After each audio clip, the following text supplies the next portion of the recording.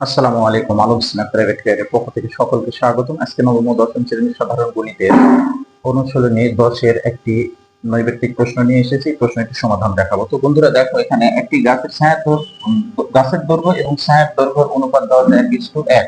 তাহলে সূর্যের অবনতি কোণের মান নিচের কোণটি হবে, তাই না? তাহলে এখানে ছায়ার দৈর্ঘ্য, তার মানে এখানে হচ্ছে একটা গাছের দৈর্ঘ্য আর এটা হলো ছায়ার দৈর্ঘ্য। আর তাহলে কি হবে, এটা একটা সমকোণী ত্রিভুজ আর এরকম ধরনের একটা চিত্র এখানে তৈরি হবে। তাহলে নিশ্চয় এটা হলো 90 ডিগ্রি। আর এটাও যদি এক হয়, এটাও এক হয়, তাহলে নিশ্চয় এটা কত ডিগ্রি হবে? এটা কত ডিগ্রি? 45 ডিগ্রি। অবশ্যই কত ডিগ্রি হবে? 45 ডিগ্রি। আর এখানে যদি আমরা একটা কোণ দিয়ে দিই, এটা এ, এটা হলো বি, আর এটা হলো সি, আর এটা ডি দিয়ে দিলাম।